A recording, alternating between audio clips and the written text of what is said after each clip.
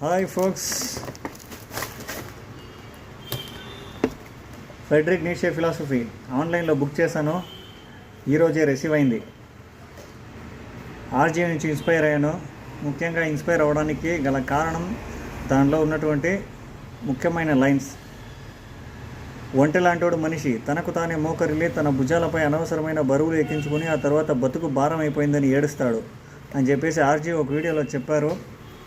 దాన్ని చూసి ఏముంది ఆ పుస్తకంలో చదవాలి, తెలుసుకోవాలి అని చెప్పేసి తెప్పించాను. మిగతా విషయాలు కూడా వీడియో అప్లోడ్ చేస్తాను. అంతకుముందు ఈ వీడియోకి ఎంతమంది లైక్ చేస్తారు, షేర్ చేస్తారు, దాని మీద మిగతా విషయాలన్నీ డిపెండ్ అవుతాం.